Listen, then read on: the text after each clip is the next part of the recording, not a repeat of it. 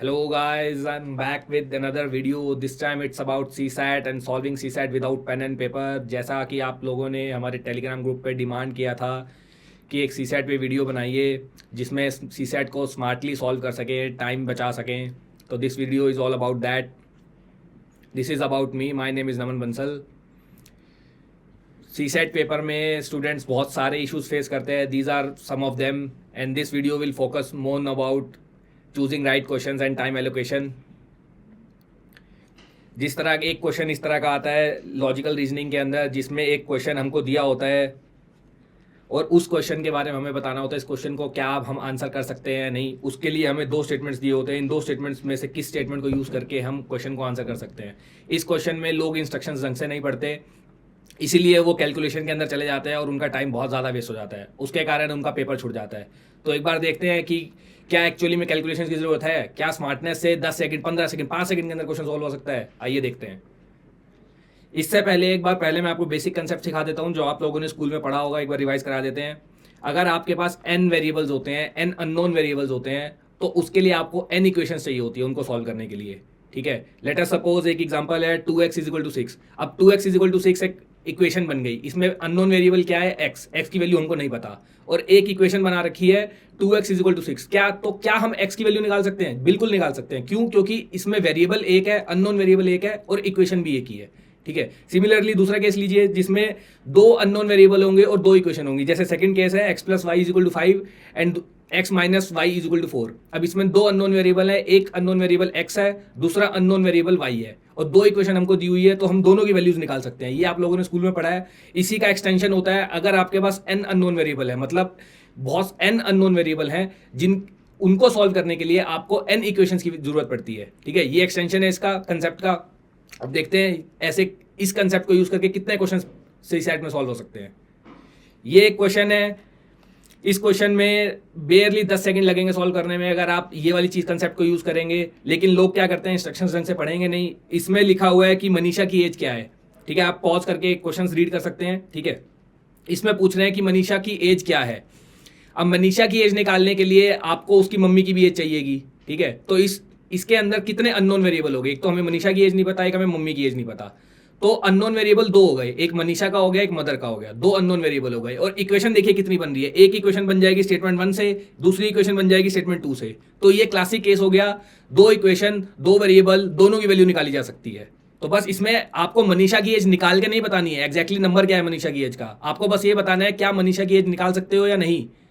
ठीक है, तो यही होता है कि इंस्ट्रक्शंस ढंग से पढ़ना. इसमें बस आपने देखना है दो इक्वेशन, दो वेरिएबल्स का केस है, बस सीधा आंसर निकल जाएगा, बात खत्म. इसका आंसर होगा can be are sufficient, both statements are sufficient to answer. ठीक है, क्या है इस क्वेश्चन में, बेयरली 10 सेकंड का क्वेश्चन है. इसको देखिए. इस क्वेश्चन में क्या है कि टाइम बताना है सॉफ्टवेयर को डाउनलोड करने के लिए कितना चाहिए. तो अगर हमें सॉफ्टवेयर का साइज पता चल जाए और स्पीड पता चल जाए, अगर ये दोनों चीजें पता चल जाए तो हमारे पास एक ही अननोन वेरिएबल बचेगा जो है time. Speed is equal to distance upon time. Basic formula होता है, स्कूल में पढ़ते हैं, डेली लाइफ में भी यूज करते हैं. अब इसमें हमें स्पीड का भी वैल्यू पता है, डिस्टेंस की भी वैल्यू पता है. अगर दोनों की वैल्यू पता चल जाएगी तो अननोन वेरिएबल एक ही बचेगा जो कि टाइम है और इक्वेशन भी एक ही है. तो ये केस बन जाएगा one variable is equal to one equation. एक वेरिएबल है, एक इक्वेशन है, तो सीधा ये क्लासिक केस हो गया उसकी तरह 2x इज इक्वल टू 6 की तरह. तो आप सॉल्व कर सकते हैं. ठीक है, तो अगर आप दोनों को अगर आपको पता हो आप इजीली सॉल्व कर सकते हैं. इसमें टाइम निकालने की जरूरत नहीं है, टाइम निकालने मत बैठ जाना, बस आपको ये बताना है टाइम निकाल सकते हो या नहीं. ठीक है, अब ये वाला क्वेश्चन देखिए. ये वाले में क्या है कि ये इसी साल आया था शायद क्वेश्चन 2024 में या 23 में आया था. ये क्वेश्चन क्या है कि पांच बच्चे दिए हुए ABCDE. ठीक है, उन सब की एज 2 से डिफर करती है. अब ये क्लासिक केस है अर्थमेटिक प्रोग्रेशन का, लेकिन आपको वो ना भी पता हो तो छोड़िए. इसमें क्या है, आपको सबकी एज 2 से डिफर कर रही है. तो मैं मान लेता हूं ए की एज मान लेता हूं मैं x है. ठीक है, अगर ए की एज x है तो b की क्या होगी x प्लस 2, c की क्या होगी x प्लस 4, d की क्या होगी x प्लस 6 और e की क्या होगी x प्लस 8. सबकी 2 से डिफरेंस कर रही है एज. ठीक है, अब मैंने सबकी एज लिख दी. अब मेरे को वेरिएबल सिर्फ एक ही चाहिए. अगर मैं जैसे ही x की वैल्यू निकालूंगा मेरे को सबकी एज निकल के आ जाएगी. ठीक है, तो वेरिएबल कितने हैं, अननोन वेरिएबल कितने हैं, x एक ही अननोन वेरिएबल है. ठीक है, और हमें पूछा है कि यंगेस्ट चाइल्ड, मतलब हमें x की वैल्यू पूछ रहा है वो. ठीक है, तो अगर मेरे को अननोन वेरिएबल एक है यहाँ पे, अगर मेरे को कोई कहीं से भी एक इक्वेशन मिल जाए इस अननोन वेरिएबल के अंदर तो मैं उसको सॉल्व कर सकता हूँ. यहाँ पे दो इक्वेशन दी हुई है, एक इक्वेशन इससे बन जाएगी, एक इससे बन जाएगी. लेकिन मेरे को कोई सी भी एक इक्वेशन चलेगी, मेरे को बस एक ही इक्वेशन चाहिए एक वेरिएबल को सॉल्व करने के लिए, दोनों में से कोई सी भी चलेगी तो आंसर ही हो जाएगा इसका। बेयरली 10 सेकंड का क्वेश्चन है, इसमें आप पता नहीं इसकी यंगेस्ट एज निकालने मत बैठ जाना, यंगेस्ट एज की वैल्यू नहीं पूछ रहा वो आपसे, आपसे बस ये पूछ रहा निकाल सकते हो या नहीं, ठीक है। तो इसको बोलते हैं स्मार्टनेस। कहाँ, जहां कैलकुलेशन वहीं करो, हाथापाई वहीं करो, हथौड़ा वहीं मारो जहां जरूरत है, यहां पे प्यार से काम चल जा रहा है। अब ये वाला क्वेश्चन देखिए 57 देखिए। अब इसमें क्या है कि मान लो मैन की वर्किंग एफिशिएंसी एक्स है, ठीक है, मान लो मैन की वर्किंग एफिशिएंसी एक्स है और वुमेन की वाई है, ठीक है। दो अननोन वेरिएबल हो गए, हमें मैन की वर्क एफिशिएंसी भी नहीं पता, वुमेन की भी नहीं पता, लेकिन इक्वेशन हमको एक ही दी हुई है, इक्वेशन दो वेरिएबल्स के अंदर एक दी हुई है हमें, अननोन वेरिएबल दो हो गए, इक्वेशन एक हो गई, ठीक है। अब उसके बाद वो हमसे इस इक्वेशन की वैल्यू पूछ रहा है, इस इक्वेशन की वैल्यू क्या होगी। जब तक हमें दोनों वेरिएबल की वैल्यू नहीं पता चलेगी तो हम इसकी वैल्यू कैसे निकाल सकते हैं। तो यहाँ पे एक केस बन गया, दो variable is equal to one equation, लेकिन दो वेरिएबल को सॉल्व करने के लिए हमें दो इक्वेशंस चाहिए होती हैं, तो इसको सॉल्व ही नहीं किया जा सकता। सीधा 5 सेकंड का भी क्वेश्चन नहीं था ये, सीधा आंसर डी। दो वेरिएबल्स एक अननोन, दो अननोन वेरिएबल एक इक्वेशन, सीधा आंसर डी, खत्म। अब ये वाला क्वेश्चन देखिए, इसमें what is the number, 3 digit number के लिए आपको 3 अननोन वेरिएबल चाहिए होंगे। लेट अस सपोज जो नंबर है वो एक्स वाई जेड है, तो इसमें 3 अननोन वेरिएबल हो गए, एक हो गया एक्स, एक हो गया वाई, एक हो गया जेड, 3 अननोन वेरिएबल है।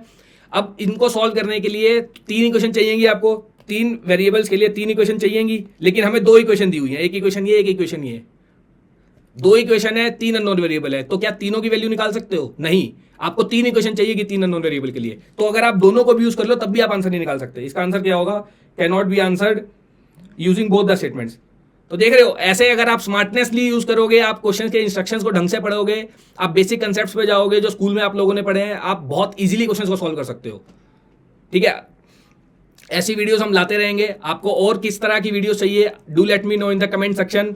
आपको मास्टर की के ऊपर वीडियो चाहिए, मास्टर की पे वीडियो है कि जिसमें मैं लॉजिकली PYQs को सॉल्व करके बताता हूं कि using the basic knowledge and using the logic and understanding and the concept of the subjects, उसको अननोन क्वेश्चंस को हम कैसे सॉल्व करते हैं। दूसरी वीडियो है, एक स्केलेटन वीडियो है, स्केलेटन की के ऊपर, अगर उसके ऊपर चाहिए तो उस पर बता दीजिएगा। स्केलेटन की के अंदर मैं एग्जामिनर की लिमिटेशंस जो है MCQ बनाते हुए उसको एक्सपोज करता हूँ। तीसरा, अगर आपको CSET का ही कंटिन्यूएशन वीडियो चाहिए तो आप उसके बारे में बता दो। अगर आपको कुछ और किसी और टॉपिक पे वीडियो चाहिए तो आप do let me know in the comment section, ठीक है। Good luck, thank you and do join our Telegram group. यहाँ पे हम आपको रेगुलरली अपडेट करते रहेंगे, कौन सी वीडियो डाली, कौन सा काम कर रहे हैं। We post the MCQs based on the PYQ pattern where minimum knowledge is required to solve them and maximum application of the concepts are required. Thank you.